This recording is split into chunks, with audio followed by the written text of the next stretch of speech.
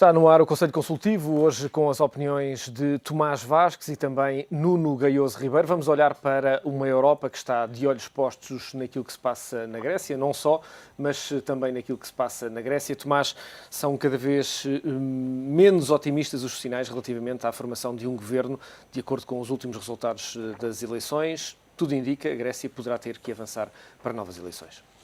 Neste momento tudo indica isso e parece que os três partidos não vão chegar a acordo para a formação de um novo governo.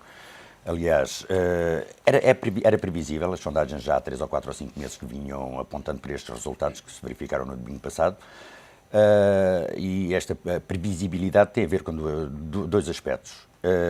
Em primeiro lugar, a Europa não conseguiu encontrar uma resposta a nível europeu à dívida soberana grega.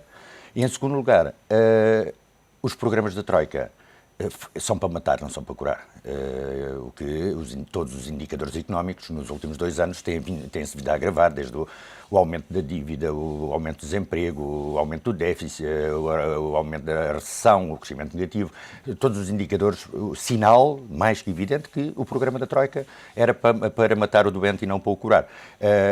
A Grécia, no estado em que se encontrava, parece que os indicadores mostram que era o país com maiores dificuldades no quadro da União Monetária e da União Europeia, exigia, por um lado, uma resposta europeia que protegesse dos mercados a Grécia e, por outro lado, uma medicamentação, uma receita que alargasse no tempo muito mais em mais tempo as medidas que eram indispensáveis e as reformas indispensáveis na Grécia, mas que fosse a 4, 5, 6, 7 anos, não a 2 anos, é mesmo para matar, e o resultado está à vista. Agora fica iminente a saída da Grécia do euro, e isso, a acontecer, é parte da destruição da Europa. Parece-lhe que nestas próximas horas, estamos a falar obviamente de horas, pouco mais do que um dia, 2 dias, é possível que surja uma solução relativamente à Grécia, tendo em conta aquilo que são os resultados também deste fim de semana, em que o partido de Angela Merkel sofreu uma pesada derrota no estado mais populoso da Alemanha, na Renânia.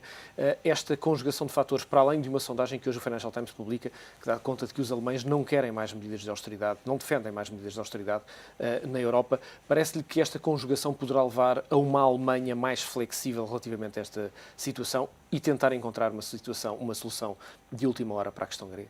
Eu estou convencido disso, até porque há outros fatores, incluindo a vitória de Holanda em França.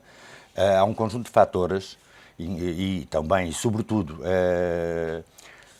a opinião dominante dos alemães que vão obrigar a senhora Merkel a recuar ligeiramente nos programas que tem estado a exigir a todos os países, sobretudo os países do sul da Europa.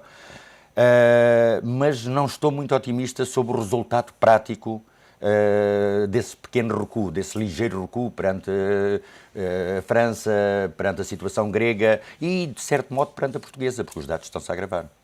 Nuno, quando olhamos para esta situação e vemos declarações já hoje, nesta segunda-feira, de Paul Krugman dizendo que a Grécia no próximo mês, e há aqui um prazo já demasiado curto para esta questão, no próximo mês sairá com toda a certeza da zona euro, há de facto aqui um cenário que é de uma grande instabilidade que se pode de facto precipitar nas próximas horas relativamente à questão grega.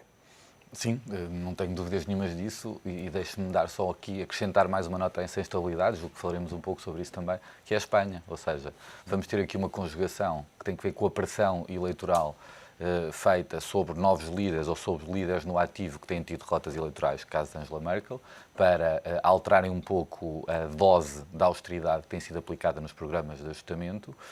Mas simultaneamente temos a situação grega que não pode ser olhada isolada do ponto de vista terapêutico, como estava a dizer o Tomás, porque a seguir vamos ter provavelmente um problema de muito maior dimensão, que é o problema espanhol. Enfim, vejo com alguma dificuldade como é que se vai sair disto de uma forma que pareça muito evidente. Às vezes nós temos umas receitas muito evidentes, tipo treinadores de bancada, que sabemos aconselhar muito bem e que parece que há uma coisa evidente. Neste cenário não vejo exatamente qual é o cenário, porque, pegando aqui um pouco nas palavras do Tomás, a terapêutica escolhida tem que ser sempre uma terapêutica de ajustamento, ou seja, eu acho que é inevitável que haja algum estrangulamento financeiro e na atividade de financiamento dos Estados e que é absolutamente inevitável acontecer nesta altura. A questão é que, como todos os tratamentos mais intrusivos, como um tratamento de quimioterapia, é preciso saber qual é a dose adequada, porque senão a dose pode ter efeitos mais perversos do que a própria doença. Agora, não vamos conseguir fugir disso, eu acho que isto tem que haver alguma realidade, não vamos conseguir fugir disso. O que é que pode acontecer? Flexibilizarem os programas do ponto de vista de permitir que o ajustamento seja feito num período mais longo, provavelmente. Em segundo lugar, injetarem um pouco mais de recursos nas economias mais periféricas, permitindo que, por via de algum investimento, e eu tenho algumas dúvidas de como é que se faz esse investimento, mas por via de algum investimento, essa retoma possa aparecer mais rapidamente. Só uma nota aqui relativamente à Alemanha. Eu acho que a posição da Alemanha, enfim, independentemente de ter sido uma posição relativamente egoística ao longo deste processo, é uma posição ainda por mais estruturalmente não sustentada. Ou seja, a Alemanha é o grande beneficiário de todos os programas de crescimento e de ajustamento que têm sido feitos na Europa nos últimos 50 anos. E políticas que tivessem permitido superar esta crise com uma dose mais pequena e com a promoção de algum investimento, teriam sido beneficiários da própria Alemanha, que é o maior produtor de bens de capital, provavelmente no espaço europeu. E, portanto, é natural agora que vejamos, numa primeira fase, um ajustamento de curso e, numa segunda fase, a tentativa de flexibilizar algumas das regras e lançar alguns programas, como se falam agora, de crescimento e de emprego. Mas não vejo bem qual é a linha de dose certa e de receita certa para o fazer, e por outro lado é preciso um médico eficiente, e portanto temos o problema também da instabilidade governativa em alguns países e em particular da Grécia. Portanto, Tomás, houve de facto aqui alguma tentativa de isolar o caso grego, dizendo ou afirmando que se a Grécia saísse da zona euro, grande parte dos problemas estavam resolvidos, mas há de facto problemas maiores e para além da Grécia. O caso de Espanha tem vindo a evidenciar-se nos últimos dias, nas últimas semanas. Não é só a questão da Grécia que está, obviamente, a complicar as voltas à União Europeia. Não, digamos que a Grécia parece-me ser a ponta do iceberg, mas que há aqui não só a Espanha está agora a seguir, nós próprios também, mas a Itália e a França não estão fora de se há aqui um efeito dominó que pode acontecer com os radicais de direita alemães e financeiros, radicais de direita ideológicos e financeiros, a quererem expulsar do euro a Grécia, pode provocar efeitos que, como é uma situação completamente nova no quadro da União Europeia, que nem sejam previsíveis neste momento, mas provocar um efeito dominó que arrasta a Espanha, depois a Itália, nós vamos a reboque, obviamente, nós portugueses, e haja uma implosão da União Europeia enquanto espaço político e enquanto espaço económico e financeiro. Nuno, as previsões publicadas na passada sexta-feira por parte da Comissão Europeia dão conta de um cenário que não é muito diferente daquilo que nós já sabíamos. O desemprego sobe ligeiramente em relação aos níveis já bastante elevados que temos em cima da mesa. Que leitura faz das previsões que foram anunciadas? Bem, em primeiro lugar, sendo um cenário não muito diferente do cenário básico que nós tínhamos do Governo, é um cenário que em todos os indicadores é pior do que o que tínhamos no Governo. Indicadores de investimento, indicadores de consumo, perspectivas de desemprego e de crescimento económico, por mais que depois estejam em linha no ajustamento esperado para 2013. Não faço nenhuma leitura, acho que há ali uma divergência relativamente grande em algo que, do ponto de vista nacional, tem sido a pequena surpresa que aparece todos os anos, que é o comportamento das exportações. De facto, a União Europeia não acredita tanto como o nosso Governo no comportamento das exportações. E o comportamento das exportações, felizmente, não depende tanto do ambiente estritamente interno. Claro que depende de alguns fatores de competitividade, custos laborais, etc., mas não depende tanto. Agora, pode estar muito dependente da variável crédito, obviamente. Sim. Isso pode ser um fator de estrangulamento para as empresas exportadoras. Pode, é verdade.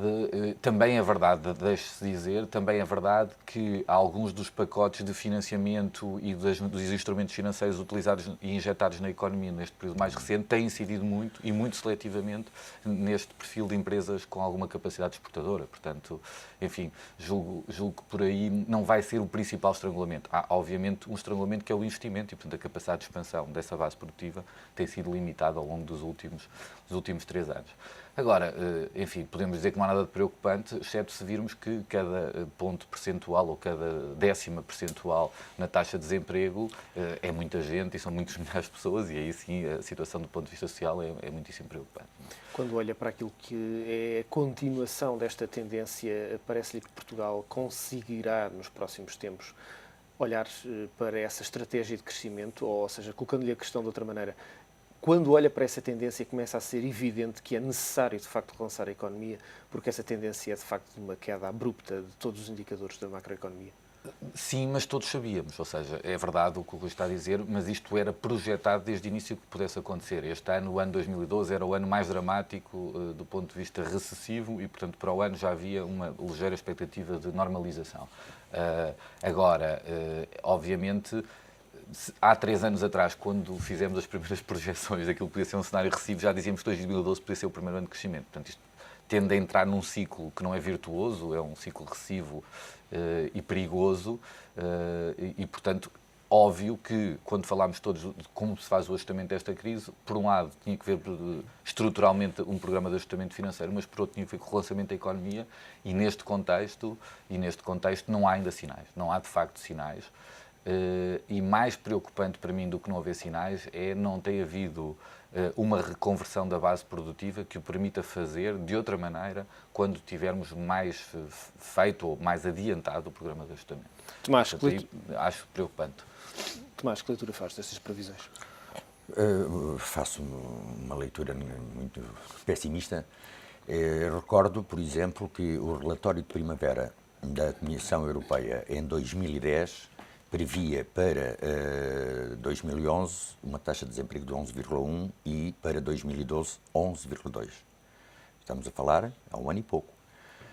A aplicação do programa da Troika, daí resulta que em 2012 já ultrapassámos os 14% e a Comissão Europeia prevê 15,5%. Para este ano? Para este ano, como dizia o Nuno. O que isto representa não é em 2, 3%, mas o que isto representa em número de pessoas, em número de portugueses, em número de casais, inclusivamente, que estão a aumentar o casal no desemprego, o que é dramático, e em termos de flagelo social na sociedade portuguesa. Depois, tem a outra parte, que isto arrasta um problema para a segurança social, na medida em que menos contribuintes, menos descontos e mais encargos, e tem implicações também ao nível da economia, das receitas e de não se atingirem as metas do déficit. Portanto, há aqui uma cadeia com os vários elos, as várias variáveis que estão todas a arrastar no sentido negativo. E não há, no horizonte mais imediato, 1, 2 anos, nada que perspective uma inversão desta tendência que, a um nível completamente diferente, com agravamentos mais suaves, mas segue passo a passo o programa aplicado na Grécia. Tomás, quando olha para as declarações de Pedro Passos Coelho sobre a questão do desemprego feitas neste fim de semana, que leitura faz?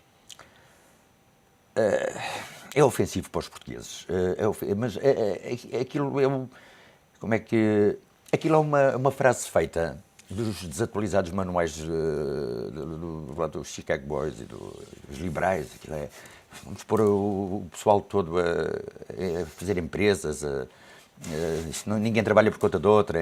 Há aqui porque no fundo as declarações do Sr. Primeiro-Ministro foram no sentido de dizer que o desemprego é uma oportunidade, temos que mudar a cultura do risco, é uma oportunidade para as pessoas, porque estamos todos muito agarrados ao trabalho dependente por conta de outra e não encontramos soluções empreendedoras.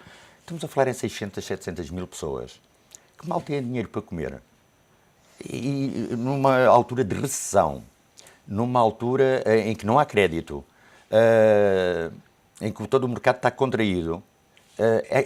Esta ideia é estapafúrdia, não faz o menor sentido. É residual, é evidente que meia dúzia, uma dúzia, uma centena, duas centenas, a situação do desemprego lhes pode permitir uma nova oportunidade. Mas isto sempre é residual. Um primeiro-ministro não pode dizer isto a 600 ou 700 mil desempregados, referindo-se em geral, referindo-se aos jovens e depois à população em geral desempregada. Portanto, é uma ideia que é ofensiva para as pessoas que não têm a menor capacidade de, até pelo nível de instrução, o nível de...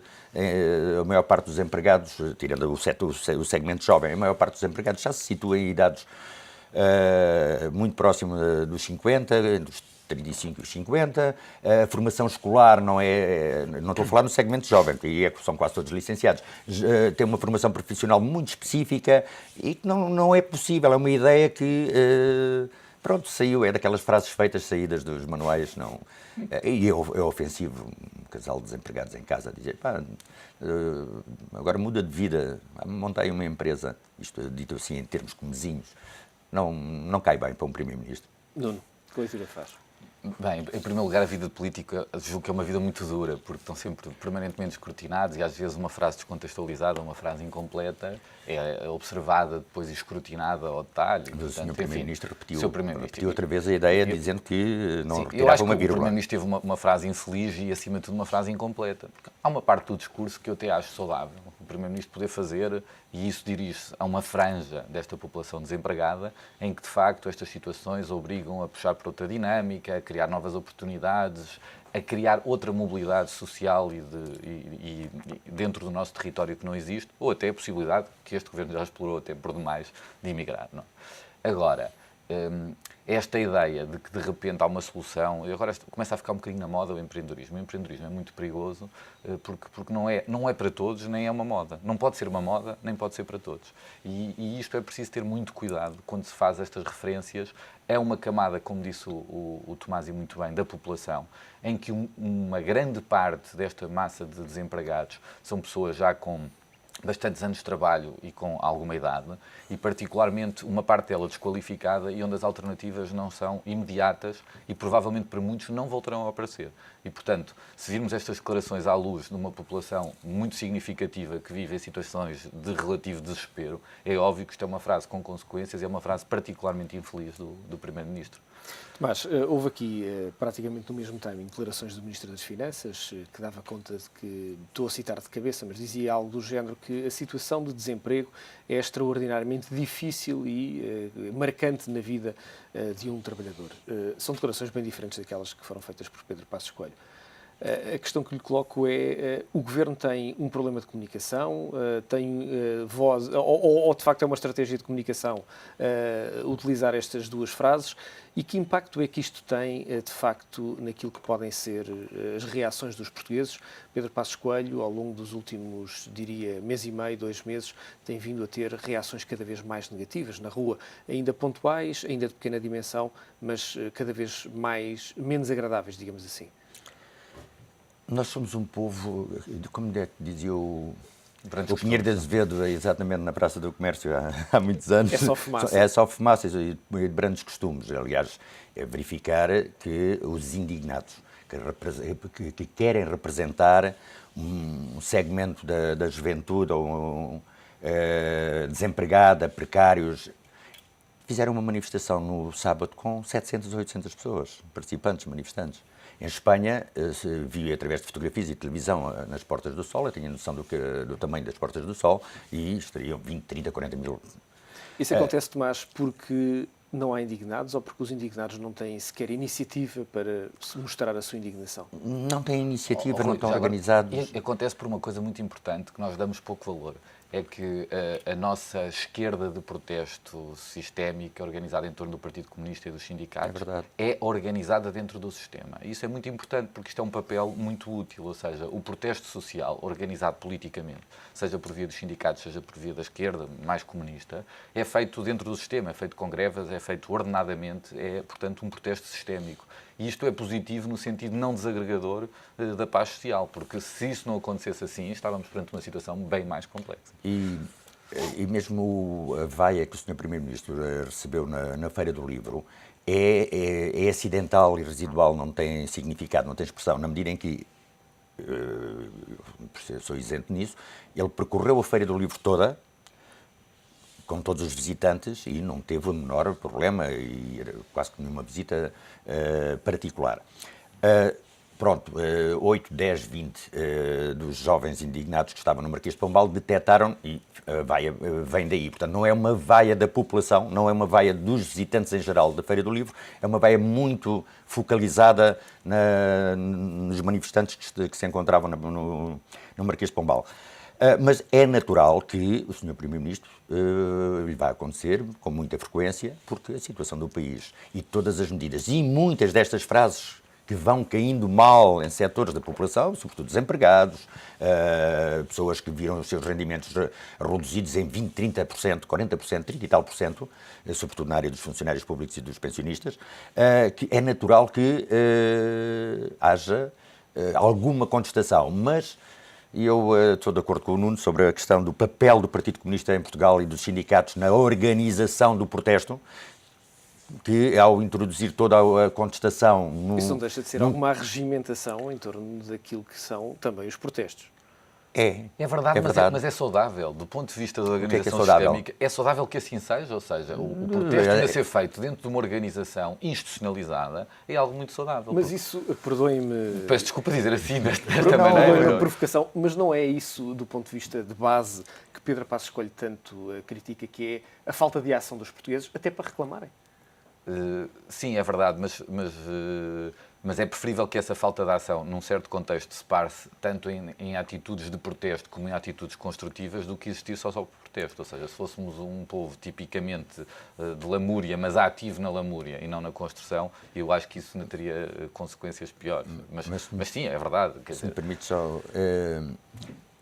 Pode muito bem acontecer, e nós já temos momentos históricos no passado em que isso aconteceu, um pouco como a Grécia, que a Grécia tem uma contestação de rua mais dinâmica, mas esta contestação silenciosa, é perigosa. Se reflete em eleições e depois faz implodir o sistema político atual, como é o que está a acontecer na Grécia, e poder meter um bloco de esquerda em primeiro partido nacional e coisas do género, ou aparecer um partido de extrema-direita. Portanto, pode depois ter o tubo de escape... A revolta na urna. É a revolta na urna. E tem outra coisa que eu acho que vale a pena, que é uma das razões também da Europa estar como está. O nascimento da Europa e a construção dos Estados na Europa é feito sempre à reboque do Estado. O Estado lidera o pensamento intelectual, lidera a reforma dos países, etc. Enquanto noutros países isso é feito pelo lado da iniciativa privada, por exemplo, marcadamente nos Estados Unidos. E, portanto, a organização social em torno do protesto ou em torno do empreendedorismo e, portanto, da atividade de construção socioeconómica, etc., é muito diferente quando comparamos regimes. É evidente que isso tem os seus custos e, portanto, hoje em dia somos uma sociedade de menor iniciativa em tudo o que isso compreende, seja na iniciativa de protesto, seja na iniciativa empresarial, seja na própria mobilidade territorial com que conquistamos. Portanto, isso também tem a ver um pouco com a nossa história, em termos nem de construção europeia, mas de construção dos Estados da Europa. Nuno, um último comentário relativamente a uma questão que tem a ver com o empreendedorismo, que há pouco o Nuno falava. De um país que era pouco empreendedor e pouco averso ao risco, passámos para um país em que só se fala de empreendedorismo, em que há 10 feiras de empreendedorismo todas as semanas em todo o país. Não lhe parece que estamos aqui um bocadinho naquele fenómeno OPV, quando começaram as privatizações, em que toda a gente vai ficar rico com as ações e que, afinal, a maior parte das pessoas, obviamente, perdeu dinheiro? Rui, completamente, estou completamente de acordo. Eu trabalho neste setor desde 1997, portanto sei bem que isto não pode ser por modas. Não pode ser por modas e estamos, de facto, numa moda hoje em dia de empreendedorismo. E isso tem depois consequências, porque a organização, nós ainda não temos uma fábrica de iniciativa, uma fábrica de empreendedores e muito menos uma cultura de risco. E o que acontece é que, de repente, temos grandes ações de marketing ou grandes iniciativas que têm um lado positivo. Tem um lado positivo, encorajador, de fomentar a iniciativa, mas que depois, do ponto de vista da organização estrutural como as coisas se passam, não tem nenhuma correspondência. Fizemos alguns progressos sistémicos, do ponto de vista até mais do funcionamento administrativo. Hoje é fácil criar uma empresa. Hoje é fácil e está desmaterializado todo o processo interno de gestão de uma empresa, de fazer isso com um custo mais baixo. Hoje já se aprende algo mais do ponto de vista de risco e do ponto de vista da atividade empreendedora dentro das próprias universidades. Agora, os nossos casos de sucesso do empreendedorismo e os nossos casos de construir grandes plataformas empresariais a partir de iniciativas empresariais ainda se contam de uma forma muito restrita, são muito poucos, e acima de tudo depois são modas que se abandonam. E há uma parte sistémica que tem que ver com o funcionamento particular do setor financeiro, que esteve durante muitos anos muito agarrado a analisar o risco do ponto de vista das garantias ou da formação de ativo fixo. Nós estamos mesmo em cima do tempo. Sim. E a outra parte, que é uma parte cultural, que é a nossa capacidade de estigmatizar aquilo que corre mal, e isso é absolutamente fatal numa cultura de iniciativa. Mas acho que estava para falarmos muito tempo. Dava para amanhã. Tomás, estamos a exagerar naquilo que é a tentativa de criar empresários pequenos, micros empresários em Portugal. Estamos a exagerar. Este discurso deste governo e, sobretudo, do Primeiro-Ministro, como solução, estamos a exagerar. É como não dizia, não, é um aspecto, é residual, é necessário, é preciso incentivar, mas sabendo que está sempre destinado a um número muito pequeno de portugueses que tomem nos ombros essa iniciativa e tenham sucesso. Agora, não nos vamos transformar num país de empreendedores, não vamos transformar num país de empresários, há sempre quem trabalhe por conta de outra, e esses são sempre a maioria dos portugueses. Tomás Vasques, Nuno Nogueira Ribeiro, é sempre um prazer contar com o vosso comentário. O Conselho Consultivo fica por aqui. Falámos, sobretudo, foi o tema central deste Conselho Consultivo da Europa e, obviamente, do que se está a passar na Grécia.